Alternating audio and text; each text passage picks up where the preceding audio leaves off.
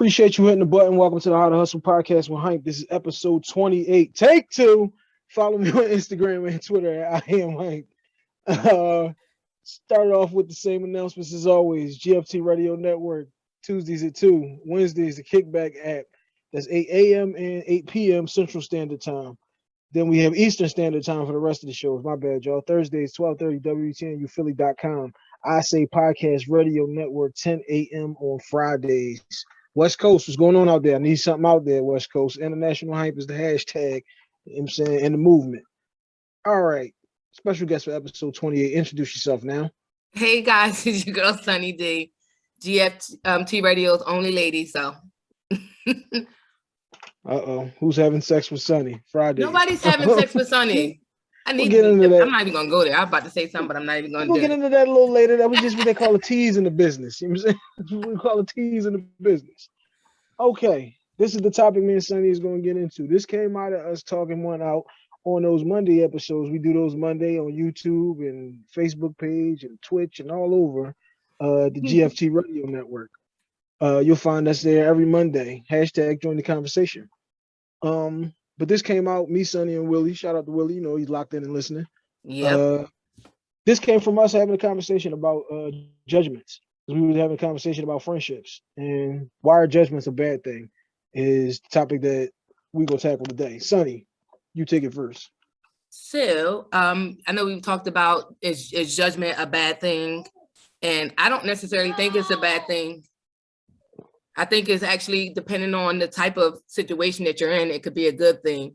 Sometimes good judgment is needed. But I think, like I said, you have to know your audience when you're having those types of conversations or, you know, explaining how you feel about certain things. Judgments are absolutely necessary and they're absolutely a thing that happens.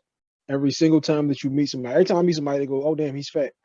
Every time you meet somebody, they say, oh, your voice didn't match like the way that you look. You get those type of things. You get, oh, I thought you was going to look like this, that, or whatever, especially from these audio situations. People make assessments of you every time they look at you, and that's not a bad thing. They make judgments of you. It's not a bad thing. Like, I don't know why people get so offended, bent out of shape, and act like it's the end all and be all what somebody else's opinion is. Now, people always give you the only God can judge me. Only God can send you to hell. I can't send you to hell. I can, though, go, she's ugly, she's cute, he looks dumb, she looks stupid. Only I can do those things because those are just my opinions on these different things. But there's a big difference in being judgmental like I am and being a person who demeans you while they're being judgmental. Like, I'm not looking to put down you and your decisions because that's what you decided and that's how you got to make the best out of your situation. I'm not in your situation. I cannot, walk in your shoes. You can't walk in mine. I can't evaluate shit the way that you evaluate it because that's not the perspective that I have because it's not the situation that I came from. Exactly. I think that's the problem with a lot of people. When you are being judgmental to people, you forget that it was a time and a place when you weren't your best self. It was different times. I think, like I said, it's a way to get your opinion across without being overtly judgmental with people. Yeah, some people you gotta understand he or she can take this as hard as I'm gonna give it, or he or she cannot take this as hard as I'm gonna give it. I gotta put a little more finesse into this one. It's like if your child asks you something, you don't tell them that's the stupidest shit I've ever heard in my life. You say, nah, I don't think that's gonna work. Like, you find a way to put a little frosting on that cupcake. You know what I'm saying? You gotta be mindful of the baby's opinions and stuff like that. Same way you can't, if your wife say, baby, I look fat in this, you can't say, yeah, baby, you look fat in it. You gotta tell her, baby, that's not the right apple, put this on. You can't just be like, copy, because this is what I'm saying. I'm not the guy. Like, I don't like a whole bunch of makeup. So if you come in here with 12 pounds of makeup on, don't ask me if you look cute, because I don't like this shit. So you already know my answer is not going to be something you want to hear. Like, in certain outfits and shit, like, I don't like, I don't like this shit. So don't ask me if you don't really want to get your feelings hurt, because when your feelings get hurt, guess who's upset? You, not the other person. They don't give a fuck. That's all your problem. Yeah, I'm a big fan of the nicest way of saying, baby, that's not gonna work out. Like, even with guys, you gotta be mindful of their feelings too, and saying stuff. We feel like you're judging them. but it's not what you say, it's how you say it. That's a big thing for me. I always say to people, it's not that you say certain things, it's how you say it. Your delivery matters. That's why I don't like. That's why I'm not a big texter. I like to talk to people. I need to get you like I don't want to keep DMing back and forth or keep texting back and forth because tone gets lost in a text. I'm sarcastic as hell. Like I said, I'm judgmental as hell. I have no problem admitting that. But all of that can be misconstrued and mistranslated in a text. If we're on the phone and you can hear the tone and all of that, then it's like, oh, you're gonna laugh at this shit too. Yo, Sometimes you might not. I just had to Sometimes go you might to not laugh at this shit. I just had to go to an email writing class because my emails, the tone sounded mean. So That's what I'm saying. Like sometimes you just gotta throw the little laughing emoji in there, so it's like, hey, dumbass, it's not that deep. Like, because some people will get lost all in that shit. yeah, they take that text life serious, and if you say certain things, it's how you say it. So yeah, I definitely put the emojis or the LOL if I'm not trying to be as harsh. But sometimes you got to be harsh, like we said a little while ago about when you're having a conversation with your friends and they ask you for their opinion. You understand that you just asked me for my opinion, so you about to get it, and understand what you just asked for, wholeheartedly. Yeah, when you asking somebody, if I call you and say, Sonny, I'm having a problem with this, that, or whatever, what I'm asking you for is to judge this situation and make an assessment and give me some advice on it. What you're asking for is the person's judgment. Now you could just say I'm asking for advice or whatever. You can call it whatever the hell you want, but it's all the same thing. Like I said, it's just like you going back to the situation with your child, and it's like either you gonna wrap it in a bow and still deliver this as I don't like it, or you just gonna flat out say no, I don't like that. And there's different ways to communicate those different things because, like you said, some people you can give it too straight, and some people you gotta finesse the situation. Once we get into finessing the situation, is when I have a problem because it's like one of those things that I picked up on with my daughter when she tells me shit like when she tells me just some off the wall dumb shit, and it's like, well, you should probably go ahead and try that, Kai. You know Like, what? even though I'm thinking in my head, that's not gonna happen, girl. You're not that. Like, Don't do that. Yeah, you got don't do that to the that's why I baby. said it's put a little frosting on the cupcake. You could probably try to do something else and not that. Like I know I have to catch my daughter sometimes. She's 18, about to be 19 this month. But with her, Oh, she's grown. yeah, so I have to, I always tell her it's not what you say, it's how you say it. And even with her, I have to catch myself with her because she starts off that way and I got to catch her and tell her, hey. So, and then I say stuff to her and I'll be like, oh, I shouldn't have said it like that. Like, cause now she's mad. And so I have to be mindful because as a parent, we do that parental judgment too. See, I always try to not lose sight of that I was 6, that I was 7, or like so forth and so on. Because it's like you think about some of the shit that you said and did, and it was like my mom looked at me like, "What the fuck are you talking about?" But it was like, well, why would she look at me like that when you were the child? But it's like now that you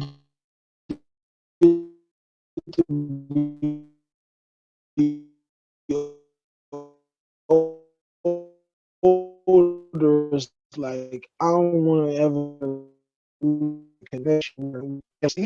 They all hit that stage where it's like it's my time to shine, and you don't know shit. So them Daughter's is there the often. My daughter's there often. I'm just the oldest dinosaur. Can't tell her shit because she know it all. And whatever I say is old and it doesn't matter. but I'm saying, like when you reflect, like everybody when they hit them between like 18 and 22, like you think you the smartest person in the world. Everybody else is dumb. You just invented this new way to do everything in the world because there's no way in hell your mom or your dad was ever 22 or never 17 or 18. Like they don't know shit about this new shit that you just made up. Yeah, with her, I had to take the judgment out of everything and just let her be great. Because I had to learn that sometimes she had to figure it out on her own. Because no matter what I wrong with a said, it couple was scraped judgment from elbows. me. It's nothing wrong with letting your child get a few scraped elbows. Yeah. It's like, Scars oh, I lead don't know to anything. You go right ahead. That's what I'm saying. Scars build character and lead to good stories. Yeah. I got a joint in my eye that me, my dad, and my brother was riding bikes, and I hit a parked van. Damn near went blind in this eye. it's funny now and it led to a decent story now. But when I was 6 and the bike kept going and I didn't, like, it wasn't as cool then. Um, all I right, don't so know. now But I have a question. I know go ahead. this is your show, but I have a question of what you feel. Because how do you feel about friends being overly judgmental of the person you're dating or with? This is kind of a delicate balance because when you bring this person, if it's not somebody that they already knew, when you bring this person to your friends, you then ask them the next time, so what you think about her? Once you ask what you Right? think about him or her, you're asking for the judgment. Now, you got some friends who you bring your girl, they look at her. Okay, I looked at her this time and I know that this is what she looked like. Some niggas are going, damn, she thick as shit. Damn, like you can't have that kind of, you can't have that type of situation with my girl. Like, you know what I'm saying? Join that I just bought food, that's different. But yeah, you're asking for their judgments. You're asking for their critiques and their opinions and things that you might not have seen.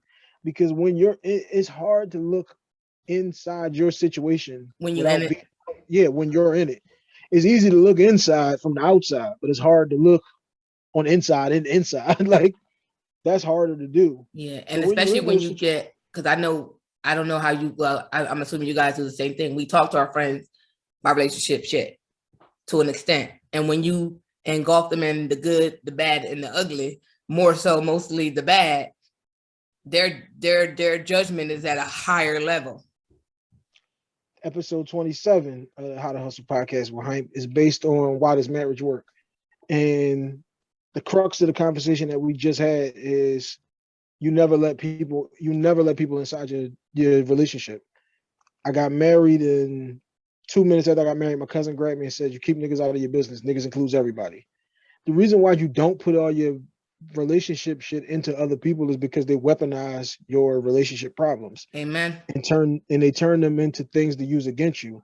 Y'all could have been together 25 years and your girlfriend will still talk about that night that he got drunk and he said something he wasn't supposed to say about you. Like, she'll never let that go. And that was 20 years ago. Y'all done moved on past it. Yeah, he wasn't supposed to say it, but we not going to still bring this shit up 20 years later. Because if we still bringing it up 20 years later, while we still together, we couldn't move on from it. Exactly. Once you choose to stay, you need to choose to also move on from whatever the problem was.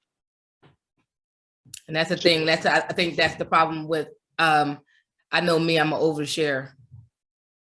So that becomes my issue, period. And it's like, and that's the thing that I think that we need to, I don't think it should just include marriage. I just think it include a relationship that you're in. Like whether you're dating or anything, because it's just, problematic. The reason why you put the marriage into it is because once you marry somebody, this is a relationship that you value. And you could be in a long-term relationship and value the relationship, don't get me wrong. But if you find yourself in a relationship that you value, even if it's just you and your girlfriend, if it's me and like my best guy friend, like you don't let somebody else into the inner circle of that relationship because they'll come in with trying to, like I said, once you decide to move on for some shit, we've moved on. We're not talking about that shit no more because all it's gonna do is upset us. And guess Yeah. who's mad when you're upset? You. Nobody else is. All they gonna let them do is come in and fuck up your situation. Yeah. So in any relationship that you value, you keep those things between y'all. Yeah, it's fine to have somebody to talk to about different situations. And this is something, like I said, this is a lot of referring back to episode 27, but I mean, kind of is what it is. It's fine to have people to bounce shit off of. But just because I'm bouncing it off of me and Sonny, I'm talking to you, I'm bouncing it off of you, don't mean I'm gonna tell you all about what me and Willie was really arguing about. Yeah. Or like, yeah, we know what the situation really was. I'm just getting your perspective. I'm asking you to assess my situation. Yeah. And I think that's the thing, even as friends, we can't separate. I know for me, that's where I come in. Like, and see, but I'm different in that way, in that aspect, because I'm like one of them friends that don't ask you all your business. Whatever you want to tell me, you volunteer it up. I'm not pulling your life out of you. I'm not about to do that. If you tell me, you tell me. I will inform my opinions and stuff like that off the situation of that person. And at the same time, at that point, I've probably been around that person for a period of time. But I'm not going to be the person that's always in your ear, like you said, oh, well, he did this, he did that, and da da da. Like, you already know what he did. I don't need to keep bringing the shit up. So when we have a conversation, a real ass conversation, I'm going to tell you my opinion to an extent, and I'm going to leave it at that. Because at the end of the day, I'm a firm believer and you're going to do what you want to do anyway. So ain't no point in me being mad at him for doing what he doing if you still going to be in his face. Like, it's too much. It's like you just said, I've never been the type like, I'm not the type of person to ask you your business. If we talking about something and you like mention it in passing, I'm gonna ask you this one time because you brought it up. Yeah. And if you don't go there, we ain't never going there. People always assume like, oh, you know, you gotta know because that's your brother, or you gotta know because that's your man. And it's like, if he wanted me to know, he'd have told me. That's always the way that I operated. Yeah. And it was like, I don't know because I'm not prying into his situation. If he wanted me to know, he'd have told me. If she wanted me to know, she told me. Because you'd have came to me and said, hey, Hank, what the fuck is this? You know, like you give you the rundown. Yeah. If they don't give you the rundown, it's because they didn't want you to know. Yeah. I don't, then that's one thing I've never been a prior, even while dating. It's like, dude, you're going to tell me what it is, or I'm going to find out. Somebody's going to tell me whether you want to tell me or not. So you might as well just tell me whatever it is or something like that. But like, I don't go and pry that. And that's probably why I'm not as judgmental as a lot of people that I do know. Like, my judgment is based off of, like I said, for me, it's for me to judge somebody off just not meeting them, just hearing about them or being in their presence for one time. It's something about their spirit that touched mine that was like, I can't fuck with this person because that you, whatever vibe you just gave me, I can't rock with you. That's probably at the most judgmental I ever am. And if at any given time I've been like that with people, which is very few, I can name 3 people off top that from first introduction, it's like, nah, I'm good. And I haven't rocked with them since. And then when, you know, years later, all this stuff come out and I'm like, damn, this is why I ain't really like, and I said, I knew something was up. I just couldn't pinpoint what it was, but you know. I think we all got those situations where you just meet somebody and it's just like, oh no, I'm cool. Yeah. Let me flip the question now that you asked me on you. How do you handle the judgments of your friends when somebody that you bringing in like a new relationship now? Because you said I'm an oversharer, so that means you've told this one or that one some of the state secrets. So Yeah. now they come in with half the story because that's another thing people never like assess in The these. whole. They don't have when you telling somebody about this, that, or whatever happened, they don't get the other person's side. They just getting your side. So like obviously they're going to lean towards you. So how do you handle that? Well, for me, I have Shout out a to lot of Mr. Softy in the judgmental, background. huh? Shout out to Mr. Softy. Yeah, it's by. I mean, from like I said, I'm overshare, so I know their judgment's coming soon as first opportunity. But I'm not big on how you feel molds my opinion. Copy. So it's like you can feel how you feel because same way if I meet one of the guys they are talking to or whoever, I'm not from the gate. I don't like just judging him. I need to see how you are. I'm watching more how you are with this person. That's what I'm watching for to see if it's a change in you. How they treating the other, how they treating the okay. Yeah. So for me, it's like I have people that didn't like certain people, but they understood that and if anybody knows me, I'm gonna do what I want to do. So you may feel a way about this person or may not think that this person is good enough for me, but I like them, so you gotta respect it. You're gonna at least do that. And you can keep, and as much as you can tell me, share me your opinions, you're not going to one, disrespect them. You're not going to be on some extra stuff. So however you feel is not going to be an issue because we'll shut that down immediately. But I'm not one of the people that's molded off of other people's opinions. I'm going to form my own opinion about you. If it takes me a little longer to get there to see through the blinding eyes, because you know how the you forest from the trees. You all up in it and you don't really pay attention to certain red flags and stuff. But eventually it's going to pop out and you're going to see that person for what they are. But yeah, I'm not that person that's going to be like, oh, I can't talk to you because my friends don't like you. See, you could tell me, like I said, you could see some shit that I just didn't see. And now, okay, that's something to look out for. But I can't just run flat with it and just make that my opinion when that's what you think. Like that's where you got, that's where you arrived. I didn't arrive there. Yeah. I had a friend who I met her. This is the first time I met this guy she was dating. She brought him around. And I just sat back and watched that. And I just was like, and my other friend peeped his whole behavior the whole time we was around. And I just was, and I didn't say anything the first. Well, I'm not the person that's going to say nothing. It was the second time we seen him in a group setting, and just his behavior was again, because the first time, like, maybe I'm tripping. Second time, oh, okay. So this who you are. Absolutely. And she kept trying to get me to like him, and there's nothing she could do. Like, because if I don't like you, I don't like you. Ain't that shit you could do about it. I'll be around you. I tolerate you in my presence, but I don't want nothing to do with you. No, if I don't fuck with you, I'm cool. Like, I'm cool. I don't want to phony kick it.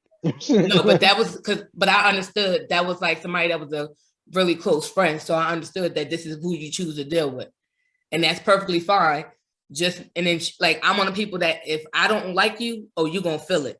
And it's no way to, like, I can't pretend that I can't do none of that. If this is my man's girl and I just don't fuck with his girl, we not going to be in couple situations where I need to be around your girl. Yeah. You know what I'm saying? No, like, this was anytime I was around him, it was family functions. Oh yeah, so family function, and I could be all the way the fuck over here. And that's how I was, but it bothered her that I wouldn't really interact with him like how she wanted me to. And I'm like, yeah, nah, I'm good. And later on down the line, we all knew the situation shit went down. And it's like, so I felt that from the first day I met this man. Okay. And I can't be phony. That's what I'm saying. Yeah, ain't no phony kicking it. All right, time to switch it up. Now, Sonny, who mentioned off the top that you are a part of the GFT Radio Network, the only female of the GFT Radio Network, who is known to have a show where the question is always asked, who is having sex with Sonny? Can we clear up the who's having sex with Sonny situation? First of all, here on the How to Hustle podcast behind. Well, Dame started saying who's having sex with Sonny. Right? Currently, nobody's having sex with Sonny. But Sonny is oversharing, and she just told us. Huh? I said, if Sonny overshares like she just told us. Listen, I'm an open book. And it's the funny part about that is people think because I overshare that they know everything about me, and you don't. So it's funny. I'll let you know, yeah. It's funny that like, oh, but you don't, but okay. But no, Sex with Sonny is basically one of my series I started back on my blog. It was a form of me taking back some of myself to be able to talk about sex openly and freely. So we talk about everything on that show. It started like on the blog, we talk about threesomes and all this hoopla. And then, people started actually like digging my thoughts on certain things. So when we decided to branch the network and do our own little shows, they was like, yo, you got to do Sex with Sonny. You got to bring it to the blog. I'm like, yeah, but I don't know. Because, it's one thing to be on the blog. It's a whole nother thing to do it like in camera, lights, camera, live, like and in color. Because y'all know how I am. I'm unfiltered. So brought it to the podcast. The words is just like you painting the picture. The audio in the video is like, this is the picture. Yeah. And it's like I said, it was one thing to bring it from the blog because it's like not that many people knew that I was doing that. Other than, like I said, you could kind of get, you could, I shared it anyway on my platform, but now it's like we're live and in color talking about it. So you get the judgment. I get the judgment all day, every day. A lot of people inbox, oh, you talking about that? And I'm like, I'm grown. 38, got 2 kids. I've been having sex. I don't know what to tell you people. Even if you're having sex, you should be talking about sex. We're grown. So what made you start the GFT Radio Network? From blogging. I was doing my blog. I had Willie and Clint always yell at me because my old blog, I had so many subscribers and people that like just came and read my words.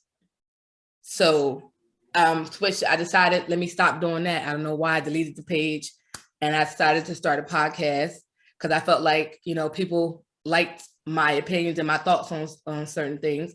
So I just said, let me bring it in color. And it was like audio started out and it was fun. Brought a couple friends along. and stuff like that. And I just felt like as we started doing it more, people started really liking it and rocking with it. So it was like, let's have these conversations for everybody to hear. And now we're at where we're at now. Can people still find the blog, or you deleted it, you scrubbed The all old blog, files? no, which that's why Willie and Clint fussed me out, because that blog is completely shut down, deleted, gone from existence. But I did start another one, but nothing's going to take away from that first one. Like that first one was lit.